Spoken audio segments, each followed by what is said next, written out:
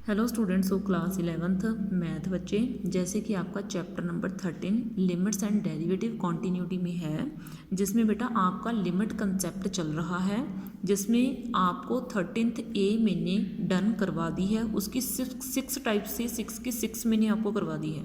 ठीक है, अब बेटा मैं आपकी 13th बी एक्सरसाइज करवा रही हूँ जो ट्रिग्नोमेट्रिक बेस्ड है। ठीक है, इसमें है क्या बेटा, ये आपको 3 फॉर्मूलाज हैं जो आपको लर्न करने हैं। अगर साइन एक्स हो, ये जनरल फॉर्मूलाज हैं, आप इसमें कोई भी चेंज नहीं कर सकते। ठीक है, चेंज कहाँ पे करना है और कैसे करना है, क्या वो चेंज वैलिड है या नहीं वैलिड है, ये सारी चीज़ें मैं आपको बताऊँगी। ठीक है, तो देखो बेटा, साइन एक्स अपॉन एक्स, अगर इसके ऊपर लिमिट भी एक्स अप्रोचेस टू ज़ीरो होनी चाहिए, एक्स अप्रोचेस टू ज़ीरो के बिना कोई और लिमिट नहीं होनी चाहिए। ठीक है, मैं क्या बोल रही हूँ, लिमिट भी एक्स अप्रोचेस टू ज़ीरो रहनी चाहिए, एक्स अप्रोचेस टू ज़ीरो के बिना कोई और लिमिट नहीं होनी चाहिए। अगर limit x approaches to zero है और आपका ट्रिग्नोमेट्रिक फंक्शन लिमिट के साथ साइन एक्स पड़ा है, और जितना एंगल एक्स साइन के साथ है उतना ही एंगल अगर नीचे हो, जितना एंगल अगर ऊपर हो अगर उतना ही एंगल नीचे हो, तो इसका आंसर कितना आएगा, 1। समझ में आई बात।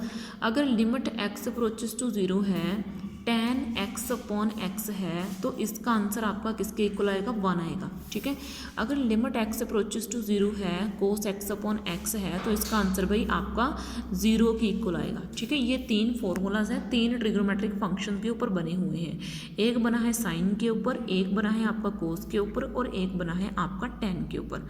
अब मैं आपको क्या करूँगी, पहला ट्रिग्नोमेट्रिक फंक्शन अप्लाई करके बताऊँगी।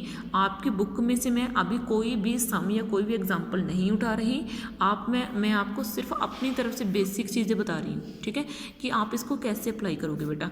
मान लो ना आपके पास एक क्वेश्चन आ गया। ठीक है, मान लो आपके पास एक क्वेश्चन आ गया। क्वेश्चन क्या है, साइन 3x अपॉन 3, क्योंकि आपके मन में जितने सवाल आ रहे होंगे मैं सबका आपको जवाब दूंगी, सबका आपको आंसर दूंगी। आपके माइंड में आने वाला पहला क्वेश्चन क्या होगा कि मैम क्या यहाँ से एंगल x की जगह पर कोई और हो सकता है, तो इसका आंसर है ट्रू, हो सकता है।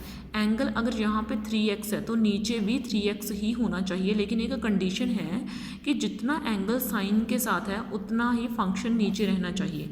अगर साइन 3x है तो नीचे भी 3x रहना चाहिए, तो इसका आंसर वाई नॉट, इसका आंसर 1 आने वाला है। ठीक है, अब सेकेंड क्वेश्चन आपका, ठीक है, ये आपके माइंड में आने वाले वो क्वेश्चंस हैं जिसका आंसर आपको अभी देना बेहतर है।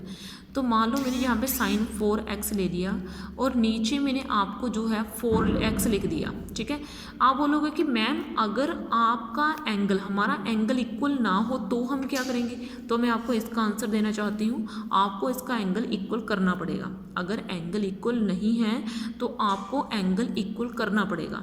तो बोलोगे मैम आप कैसे, तो अब मैं आपको वो भी समझा देती हूँ। जो चीज़ आपकी कम है, जिस चीज़ की आपको नीड है, जैसे यहाँ पे एंगल 4x है, यहाँ पे 4x तो है नहीं, यहाँ पे तो अकेला x है, तो आपने 4 बनाना है ना आगे, तो आप 4 से क्या करोगे, मल्टीप्लाई एंड डिवाइड कर दोगे।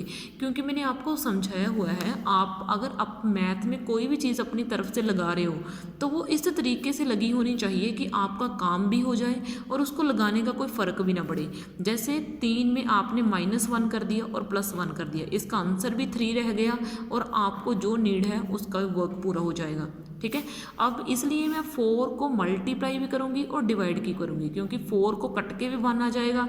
ठीक है, और आपका काम भी पूरा हो जाएगा।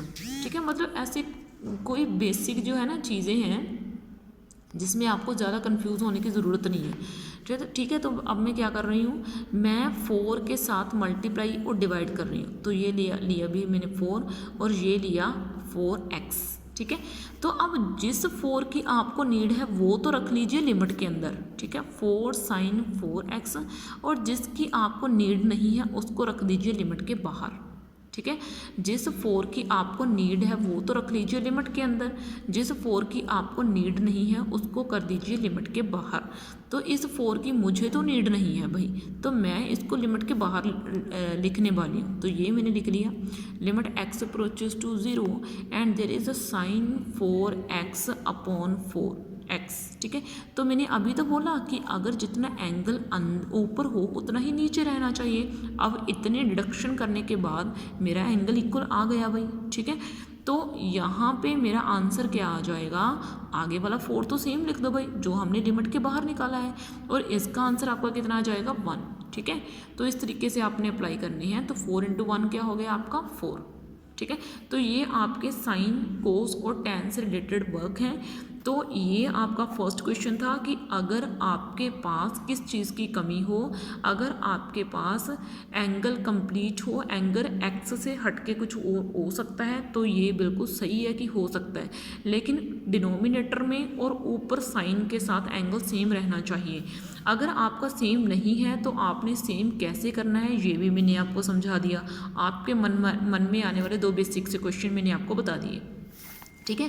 अब तीसरा क्वेश्चन जो बच्चों के माइंड में, आपके माइंड में आने वाला है, अगर बच्चों का क्वेश्चन होगा कि अगर साइन और कोस ट्रिग्नोमेट्रिक फंक्शन एक ही इकट्ठे आ जाएं तो हम क्या करेंगे। मान लो ऊपर भी साइन आ गया और नीचे भी साइन आ गया, तो हम क्या करेंगे, ये बच्चों का क्वेश्चन होता है, ठीक है। कि मैम अगर ट्रिग्नोमेट्रिक फंक्शन इकट्ठे आ जाएं तो हम उसका सोल्यूशन कैसे निकालेंगे। तो मैं आपको बता रही हूँ, ठीक है। तो आपने क्या करना है, इस साइन ए एक्स को यहाँ पे लिख देना है, और limit x approaches to b इसको 1/sin बी एक्स करके नीचे लिख देना है। बात सीधी सी है, आपने डिनोमिनेटर को अलग कर लिया, ठीक है।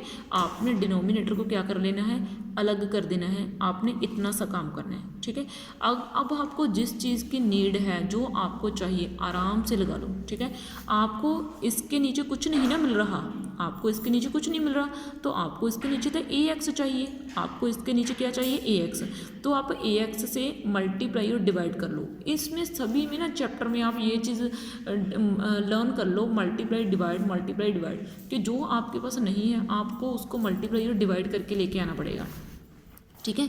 तो मैं यही कर रही हूँ। तो मैंने क्या करा, साइन ए एक्स को मल्टीप्लाई करा, ठीक है, और ए एक्स को मैंने क्या कर दिया, डिवाइड कर दिया, ठीक है। ऐसे करके, ऐसे मल्टीप्लाई एंड डिवाइड ऐसे कर दिया, ठीक है। वैसे ही मैंने इधर करा, ठीक है। 1/sin बी एक्स है, और ये है आपका बी एक्स, और ये है आपका बी एक्स। मैंने यहाँ पे मल्टीप्लाई करा और यहाँ पे बेटा मैंने डिवाइड कर दिया, ठीक है। यहाँ पे मैंने ए से ए कैंसिल कर दिया। सॉरी बेटा, सॉरी आप कैंसिल नहीं कर सकते, वेरी सॉरी, ठीक है। तो अब बेटा मैंने यहाँ से ए एक्स जो है इसके साथ लिमिट अलग कर दी, इतने सी ये, ठीक है। तो मैंने इसके साथ लिमिट अलग कर दी, ए एक्स के साथ लिमिट अलग कर दी, और इसके साथ लिमिट अलग कर दी, और ये स्टेप वैलिड है, आप ऐसा कर सकते हो, ठीक है। तो ये आप कर सकते हो, ये स्टेप वैलिड है, ये कहीं से भी गलत नहीं है, ठीक है।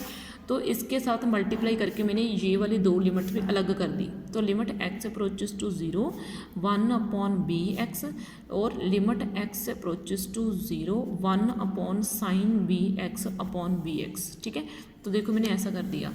अब लिमिट यहाँ पे अगर मैं 0 डाल दूँ तो a × 0 हो जाएगा, और इस पूरे का आंसर मेरा कितना हो जाएगा, 1 हो जाएगा मल्टीप्लाई, और इसका आंसर बेटा मेरा कितना हो जाएगा, 1/b × 0, और यहाँ पे इसका आंसर क्या हो जाएगा, 1, ठीक है। तो पहली बात तो नीचे मेरा 0 आ गया, ठीक है ना। ए नीचे जो है बेटा वो मेरा कितना आ रहा है, 0। एक मिनट बेटा, थोड़ी सी मेरी ही मिस्टेक होगी।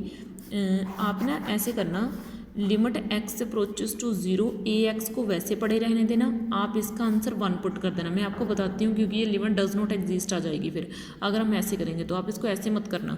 तो इसका मैंने 1 डाल दिया, multiply limit x approaches to 0 जो है 1/बी एक्स, ये वैसे ही पड़े रहने देना, और इसका आंसर मैंने 1 डाल दिया। इसका आंसर 1 आ गया, और इसका आंसर बेटा मेरे पास 1 आ गया, ठीक है। तो अब देखो बेटा लिमिट एक्स अप्रोचेस टू 0 है, अब ये ए एक्स है, ये 1/बी एक्स है। ये देखो चीज़ों को ज़रा ध्यान से समझो। तो ए एक्स अपॉन बेटा मेरा बी एक्स हो गया, एक्स से एक्स कैंसिल हो गया, और a/b मेरा आंसर आ गया, क्योंकि यहाँ पे अब एक्स तो बचा नहीं, आप लिमिट क्या पुट करोगे किसी की, ठीक है। तो ये sine a x upon sine b x है। तो सबसे पहले मैंने दोनों को अलग करा। तो बेटा मुझे यहाँ पे ए एक्स की नीड थी, तो मैंने ए एक्स से मल्टीप्लाई एंड डिवाइड करा, फिर बेटा मैंने बी एक्स से मल्टीप्लाई एंड डिवाइड करा, फिर बेटा उसके बाद मैंने ए एक्स जो है उसको बाहर निकाल दिया, और sign a x upon A x ये करा। मतलब आपको ना चीज़ें समझनी है, रट्टा नहीं लगाना उनके ऊपर। तो 1/bx, फिर बेटा मेरे पास ये बचा, मैंने इसका आंसर 1 पुट कर दिया, इसका आंसर बेटा मैंने 1 पुट कर दिया, ये मेरा ax/bx बच जाएगा, x से x मेरा कैंसिल हो जाएगा और a/b इसका आंसर आ जाएगा। ठीक है, तो इस तरीके से बेटा आपने इसके क्वेश्चन डन करने हैं। बाकी नेक्स्ट लेक्चर में मैं